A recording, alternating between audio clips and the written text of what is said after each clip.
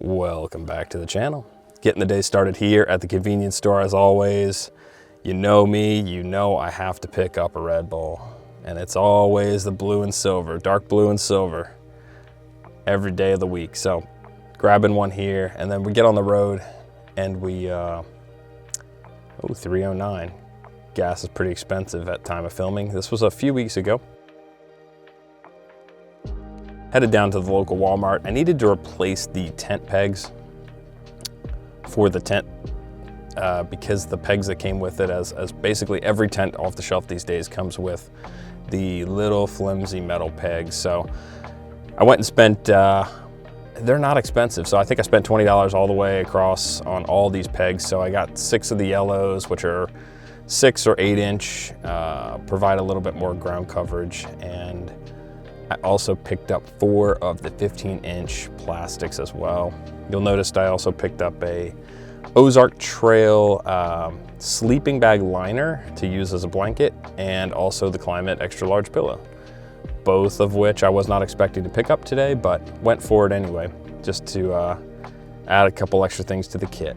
Grabbed this $2 headlamp as well, since I forgot that I didn't order one before. It's by no means the best thing ever, but it will certainly get the job done, and it's good to have in a pinch. Yeah, here's the 10-inch ground stakes. I think I said 15 earlier, but yeah, they're 10-inch plastic ground stakes, and I ended up using all of these, I think. So there's a view of the kit all in the bin, came straight from the car, and this is me getting things set up. So you'll notice I brought a tarp. So this is a standard 5x7 tarp. I actually used the cheaper, flimsier tent pegs. Yeah, I screwed it up. I wanted to open to the front, so I used the cheaper, flimsier tent pegs to kind of hold that in place just because it was windy out on the beach. And you'll notice this tent is pretty easy to set up. So I did my best to keep the tarp underneath the tent, because the worst thing you can do is actually have it hanging out too much, because then the water will pool and have the potential to kind of flood your tent. So I wasn't expecting that to happen here because it's sand, but you know, best practices always prevail. So the tent itself has 2 poles that are set up on the outside. They don't slip into any sleeves or anything, and it has these clips that make it really easy to set up. So you'll see here in a sec, it's like magic. Boom, there you go, it's up. You'll also notice the fabric on this is black. It is actually a blackout tent. It is completely pitch black dark inside of this thing. I didn't know if that was something that I was gonna want or not, but I went for it for my first tent, and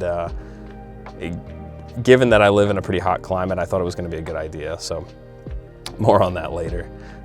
You'll notice there's not a whole lot of vents on top here. That material is fairly breathable, but you have a zipper on the back you can open, and the whole front opens as well. Now you'll notice, check things out here, and then I get the polyester top. This tent is also rated pretty high for water and wind, so unlike some really ultralight stuff, it can definitely hold its own. Pretty simple mechanism. It just kind of clips onto the peg setups there, and you're off to the races. The last thing on this unit here, you'll see the red pocket in the front.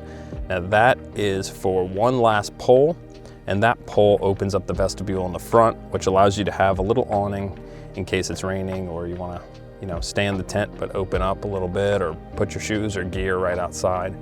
Very, very handy, and definitely not something you see on every tent. So yeah, there it goes, boom, pops right up. I didn't end up using the guide lines, but I definitely will use those in the future. So here's another look at it. Quick look at the inside. You can see kind of how much space I ended up having. You could definitely fit 2 people in there. Little fire that we ended up having next door, so I went and sat by it before headed into the tent, but I can't take credit for this one, but I did have plans to make a fire while I was out there, but somebody beat me to it. Little bit of look at the Klymit Pillow X Large. This is one of the larger pillows they have. I want to say it's 25 bucks, but I'm gonna have to link it below, and you can check it out if you're interested. It was fairly comfortable. I do think I would add a pillowcase to it, just to make it a little softer and a little less crunchy sounding. So last but not least, this is the Ozark Trail burner system. I think it's 25 bucks and it certainly worked just fine. Burners are a little bit of a weird thing in the industry right now because they range from 20 to 200 for the burner, and most people say that this style of burner is the one you want to go with just based on light.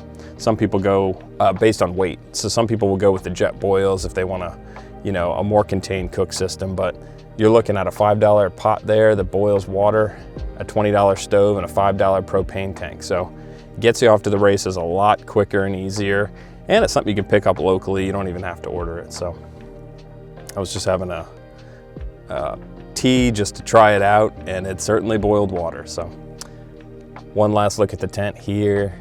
I'm not sure how they pronounce that name. I probably should have looked it up, but it's from Decathlon. I got it for 60 bucks. It's like about a $130 tent. It is currently discontinued, but you can still get it online. Hope you enjoyed the commentary here, and I will see you in the next one. Thanks.